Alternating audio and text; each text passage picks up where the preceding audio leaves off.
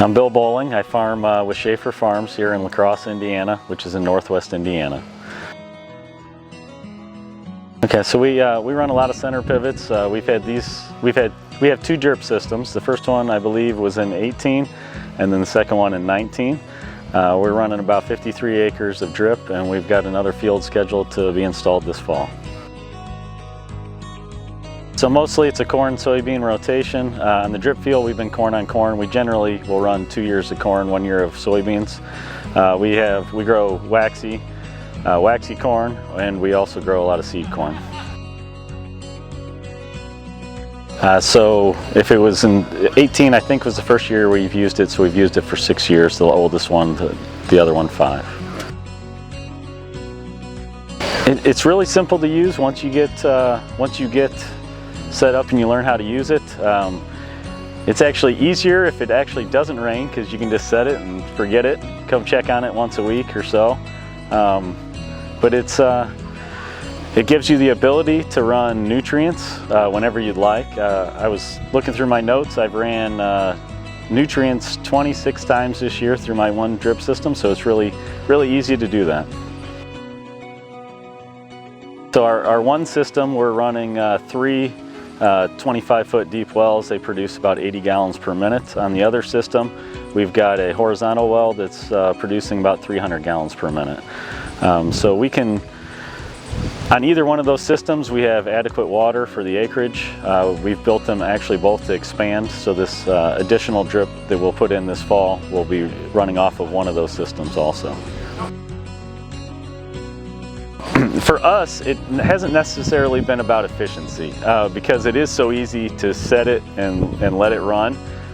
We're actually using slightly more water on our drip, but we are getting higher yields. Our center pivot irrigation, depending on the well size, we're starting them up. They might run once a week, they might run once every 4 days or something like that. So it just depends on how much it's raining and how much water we're losing through the crop. So the ability to cover odd-shaped fields was actually the primary reason we put in our first drip system. It's a very odd piece. It's got a railroad on one side, my house is out of a corner of it, and it gave us the ability for the same price as a center pivot to irrigate all of the acres versus just irrigate most of the acres. So the fertigation side, the ability to be able to run nutrients when I need them instead of when it's convenient, instead of just putting them out there early. On most of our ground, we're pre-plant anhydrous.